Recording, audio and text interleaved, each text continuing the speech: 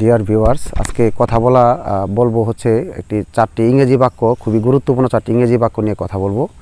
তো 4টি বাক্য বাংলা অনুবাদ থেকে বাংলা ইংরেজিতে করার জন্য কথা বলার পূর্বে আমি একটু কথা বলে নেই। সেটা হচ্ছে যে আপনার যদি মন খারাপ থাকে তাহলে ঘুরতে যান। আপনি যদি কোনো বিষয় নিয়ে খুব বেশি চিন্তা করে থাকেন তাহলে সেটা নিয়েও আপনি ঘুরতে যান। কোনো বিষয় নিয়ে খুবই হতাশাগ্রস্ত, আপনি একটু ঘুরতে যান। আপনার আত্মীয় স্বজন বা আপনার হচ্ছে পরিবারের কারোর প্রতি যদি মনক্ষুণ্ণ থাকে তাহলেও আপনি ঘুরতে যান। আপনি যদি ধর্মীয় কোনো ব্যাপারেও যদি খুব নিজেকে অসহায় বোধ করেন তো সেক্ষেত্রেও আপনি একটু ঘুরতে যান। স্রষ্টাকে নিয়ে যদি আপনি চিন্তা করতে চান সেজন্য আপনি একটু ঘুরতে যান। দেখুন, ঘুরতে যাওয়াটা হচ্ছে আমাদের ইসলাম ধর্মে হচ্ছে একটি ইবাদত শামিল, সুন্নত ইবাদত বলা যেতে পারে। অর্থাৎ এত বিশ্ব ব্রহ্মাণ্ড বা এই বিশ্বের যত সুন্দর এবং হচ্ছে কল্যাণকর যে সৃষ্টিগুলা আল্লাহ তাআলা আমাদের জন্য সৃষ্টি করেছেন, এই বিষয়টাকে জানতে হলে আপনাকে কিন্তু অবশ্যই ঘুরতে যেতে হবে, প্রকৃতির কাছে যেতে হবে, মানুষের সাথে মিশতে হবে। এই কোনো বিকল্প নেই। এই যে প্রকৃতি এবং এই যে মানুষ, এই যে আমাদের চারদিকে যে সৌন্দর্য, এটাকে যখন আপনি উপভোগ করবেন, মানুষের সাথে যখন মিশবেন, প্রকৃতির কাছে যখন যাবেন, প্রকৃতির ভাষা যখন আপনি শুনবেন, আপনার ভিতরে অনেক ক্রিয়েটিভ এবং হচ্ছে অনেক ভালো ভালো সৃজনশীল চিন্তা আপনার ভিতরে গ্রো করবে আশা করি।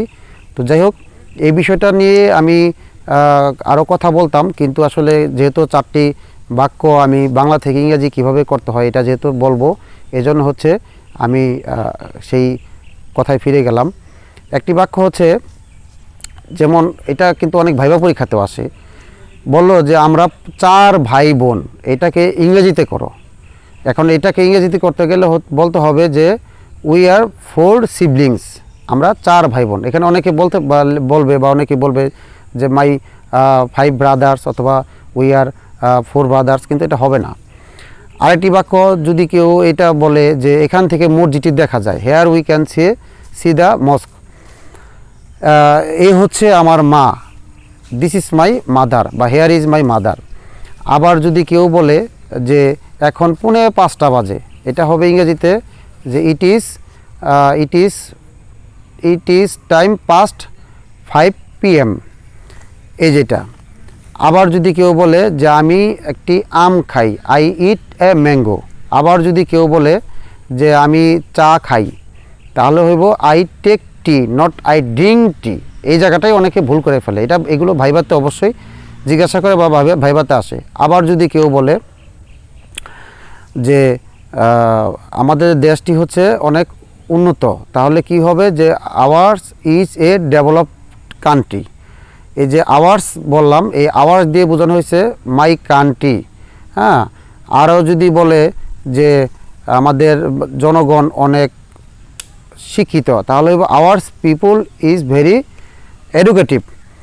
এই যে বাক্যগুলো, এগুলো খুব সহজ বাক্য, কিন্তু এগুলো তো হচ্ছে বিভিন্ন ধরনের পাবলিক এবং চাকরির পরীক্ষাতে ভাইভাতে আসে এবং ভাইভাতে ধরে। আপনি এটাকে কিন্তু অবশ্যই আয়ত্ত করে রাখবেন, তাহলে আশা করি আপনি ভাইভাকে জয় করতে পারবেন। ধন্যবাদ সকলকে।